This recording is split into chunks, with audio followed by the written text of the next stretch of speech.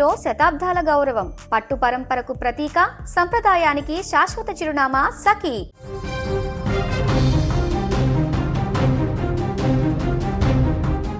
అనారోగ్యంతో ఉన్న భర్తను లక్షల రూపాయలు వెచ్చించి హాస్పిటల్ చుట్టూ తిప్పి తిరిగి ఆరోగ్యవంతుడిగా చేసుకోవడం కోసం అహర్నిశలు కష్టపడేటువంటి ఇల్లాలను మనం ఇప్పటివరకు చూసాం. కానీ ఈ ఘటనలో మాత్రం అనారోగ్యంతో ఉన్న భర్తకు ఇన్సూరెన్స్ చేయించి మరీ హత్య చేసినటువంటి ఘటన ఇప్పుడు వెలుగులోకి వచ్చింది. అనారోగ్యంతో ఉన్న భర్తను కంటికి రెప్పలా చూసుకోవాల్సిన భార్య భర్త పేరు మీద బీమా డబ్బులకు ఆశపడింది. అనారోగ్యంతో బాధపడుతున్న భర్త రోజులు గడుస్తున్నా చనిపోకపోవడంతో చంపేసి మరీ రోడ్డు ప్రమాదంగా చిత్రీకరించిన ఘటన ఇప్పుడు కలకలం రేపుతోంది. ఖమ్మం నగరానికి చెందిన చాగంటి రవి ఆటో డ్రైవర్. ఆయనకు భార్య ప్రశాంతి ఉంది. రవి తాగుడుకు పూర్తిగా బానిసై అనారోగ్యం పాలయ్యాడు. భర్త త్వరలోనే చనిపోతాడని భావించిన ప్రశాంతి అతడి పేరిట పెద్ద మొత్తంలో బీమా చేయించాలని నిర్ణయించింది. గత ఏడాది జూలైలో రవికి బావమరిది వరుస అయిన దేశబోయిన శ్రీనివాస్తో కలిసి తమకు తెలిసిన ఓ ఏజెంట్ ద్వారా 66 లక్షల రూపాయలకు ఇన్సూరెన్స్ చేయించింది. సీన్ కట్ చేస్తే నెలలు గడుస్తున్న రవి చనిపోకపోవడంతో బీమా డబ్బుల కోసం ప్రశాంతి పథకం వేసింది. దేశబోయిన శ్రీనివాస్, అతడి స్నేహితులు జోగి రాజ్ కుమార్, జోగి వెంకటేష్, జోగి రాంబాబులను సంప్రదించి రవి హత్యకు ప్లాన్ చేసింది. రవిని చంపితే వచ్చే డబ్బుల్లో సగం ఇస్తానని వారితో ఒప్పందం కూడా చేసుకుంది. అనుకున్నట్టుగానే పథకం ప్రకారం శ్రీనివాస్ ఈ నెల 2న రవిని ఆటోలో ఎక్కించుకొని వెళ్ళి ఫుల్గా మద్యం తాగించాడు. అనంతరం ఖమ్మం రూరల్ మండలం వీవీపాలెం శివారులో అతన్ని వదిలేసి అక్కడి నుంచి వెళ్ళిపోయాడు. అయితే కొద్దిసేపటికి జోగి వెంకటేష్కు చెందిన కారును జోగి రాజ్ కుమార్ వేగంగా నడుపుతూ వచ్చి రవిని వెనక నుంచి ఢీకొట్టాడు. ఈ సంఘటన సమయంలో ఆ రోడ్డులో ఎవరైనా వస్తున్నారా అని గమనించేందుకు జోగి రాంబాబును కాపలా పెట్టారు. ఘటన తర్వాత రాజ్ కుమార్ ఆ కారును ఖమ్మం రూరల్ మండలంలోని తనగంపాడు గ్రామంలోని వెంకటేష్కు మిత్రుడైన సురేష్ ఇంటి వద్ద ఉంచాడు. కారు ప్రమాదానికి గురైందని తర్వాత వచ్చి తీసుకెళ్తానని చెప్పి వెళ్ళిపోయాడు. వీవీపాలెం శివారులో అనుమానాస్పద స్థితిలో ఓ వ్యక్తి మృతి చెందాడని తెలుసుకున్న పోలీసులు మృతదేహాన్ని జిల్లా హాస్పిటల్కు తరలించారు. బంధువులు ఇచ్చిన ఫిర్యాదుతో విచారణ చేపట్టిన పోలీసులు సాంకేతిక ఆధారాలతో కేసును ఛేదించారు. రవి భార్య ప్రశాంతే హత్యకు కుట్ర పన్నిందని తేల్చేశారు. ఇదిలా ఉంటే తనకు ఎలాంటి సంబంధం లేదంటూ రవి భార్య ప్రశాంతి ఓ వీడియో విడుదల చేసింది. తన భర్తను శ్రీను అనే వ్యక్తి మద్యం తాగేందుకు తీసుకెళ్లాడంటూ అనుమానంతో అతనిపైనే కేసు పెట్టినట్టు చెప్పుకొచ్చింది. సో ఆమె ఏం మాట్లాడిందో ఒకసారి ప్రశాంతి వాయిస్ విందాం. పలానా వ్యక్తి ఫోన్ చేసి పిలిచిండండి మా ఆయన్ని.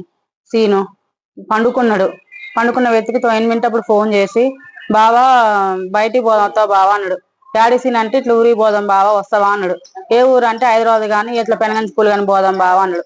అంటే సర్లే సీను వస్తలే సీను పోదాం అన్నాడు. అన్నాక మా ఆయన పండుకొని మళ్ళీ లేచి 9:30కి ఫోన్ చేసింది సార్. 9:30కి ఫోన్ చేసి ఏంది బావా వస్తా అని చెప్పి నేనే ఎత్తా ఫోన్ కూడా. ఫోన్ నేను ఎత్తా హలో సీను అంటే అక్క బావలేడు అక్క అంటే ఉండని అంటే ఇటు ఇవ్వక్క అంటే మాట్లాడింది. మా సీను అంటే ఏంది బావ వస్తాను రాలేదేంది అన్నాడు.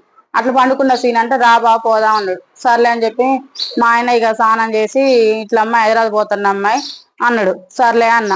అట్లా మా అక్క వాళ్ళ అమ్మాయి కూడా ఫోన్ చేసిండు. సమ్ము ఇట్లా నేను హైదరాబాద్ పోతున్నమ్మ పిన్నికి అసలుకి చేత కావట్లేదు అమ్మోళ్ళు ఉంటారు రమ్మని చెప్పంటే అమ్మోళ్ళు ఇద్దరు పని పోయారు బాబాయ్ అంటే నువ్వు అన్న రమ్మంటే వస్తలే బాబాయ్ అన్నది. అన్నాక చిన్న పొయ్యి ఉంటే మాది బయట పెట్టుకుంటూ తీసుకొని పోదామని మళ్ళీ ఏమనుకున్నా చిన్న పొయ్యి ఆడబెట్టి హైదరాబాద్ పోనమ్మా పెనగంచి స్కూల్ పోతా అని చెప్పి పోయిండు. బయటికి వెళ్ళిండు 10కి బయటకు వెళ్ళింది సార్. 10కి బయటకు వెళ్ళినాక నేను మా పెద్దమ్మలు చిన్న గొడవ అవుతుంటే ల్యాండ్ దగ్గర నేను కూడా వెళ్తా అంటే వెళ్ళన్నాడు. సర్లే అని చెప్పి నేను మా పెద్దమ్మల్ని పాతింటికి వెళ్ళాను. వెళ్తే అక్కడ మా పెద్దమ్మలు ఎవరు లేరు. స్టేషన్ కాడికి పోయిన సంగతి తెలిసింది. సర్లే అని చెప్పి నేను ఇంటికి వస్తే మా మేనత్త పిలిస్తే నేను వెళ్ళాక ఇక మా ఆయన సీనోటికి వెళ్ళి పోయిండంట. పోయినాక మా చెల్లె కాడికి పోయి అమ్మాయి తేజ నేను ఇట్లా ఊరికి పోతానమ్మా పెనగంచి స్కూలు ఇట్లా మీ అక్కని తీసుకొచ్చుకోమంటే అదన్నదంటగా బావా నేను ఇంటికాడ పని కాలే బావ అక్క నువ్వే రమ్మని చెప్పంటే సర్లే అమ్మ నేను చెప్తాలే అమ్మ అన్నాడంట మా ఆయన. అన్నాక మళ్ళీ కసుపున్నాక ఒక 10 నిమిషాలు పావుగంటకు పోయి పప్పు తీసుకుపోయి సీనోటి కంచి పప్పు తీసుకుని మా చెల్లెకి ఇచ్చిండంట. ఇచ్చిగా పప్పు అమ్మాయి నువ్వు మీ అక్క వేసుకున్నానంటే నాకు కూడా కొద్దిగా ఉంచండి అని చెప్పి చెప్పిండంట. అట్లయితే నేను మా పెద్దమ్మటికి లేరని చెప్పి నేను 12 ఇటు వచ్చి నేను మా పెద్దమ్మ సెల్ నుంచి మా ఆయనకు ఫోన్ చేస్తా. 11:30 12 లోపు సార్ ఫోన్ చేస్తా బావ ఎక్కడున్నావే అన్న.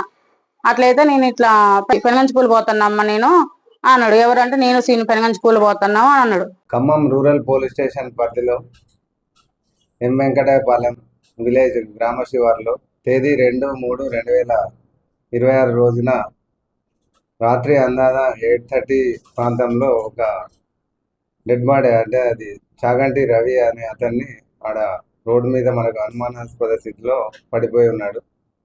దాన్ని మనం ఇమ్మీడియట్లీ మనకు అక్కడ ఉన్న లోకల్ విలేజర్స్ సమాచారం రాగానే మనం పోలీస్ వారు అడిగి చేరుకొని బాడీ షిఫ్ట్ చేయడం జరిగింది. ఆ పరిస్థితిని బట్టి, అక్కడ ఉన్న శవం స్థితిగతులను బట్టి అక్కడ మనకు యాక్సిడెంట్గా నమ్మించడానికి ఏదో చేసినట్లు మనకు అనుమానంగా ఉండడం వల్ల మనం సస్పిషియస్ డెత్గా మనం వాళ్ళ భార్యతో కంప్లైంట్ తీసుకొని ఎంక్వైరీ చేయడం జరిగింది. దాని విచారణలో భాగంగా అతడు ఆ రోజు ఎప్పుడు ఇంట్లోకి వెళ్ళి బయలుదేరిండు, అతనితో పాటు ఎవరెవరు ఉన్నారు, ఏం చేశారు అనేది మనము టెక్నికల్గా మనము డేటా తీసుకొని ఆయన సెల్ ఫోన్ లొకేషన్ సిగ్నల్ ఆధారంగా మనం ఎంక్వైరీ చేస్తున్న క్రమంలో ఆ రోజు అతనితో 4 వ్యక్తులు దేశపోయిన శ్రీనివాస్, జోగి రాజ్ కుమార్, జోగి వెంకటేష్, జోగి రాంబాబులు అతనితో ఆ రోజు గడిపినట్లు తెలిసింది. దేశపోయిన శ్రీనివాస్ బంధువులైన జోగి రాజ్ కుమార్, జోగి వెంకటేష్, జోగి రాంబాబు. జోగి వెంకటేష్ అనే అతను దీంట్లో ఇన్సూరెన్స్ ఏజెంట్గా పనిచేస్తున్నాడు.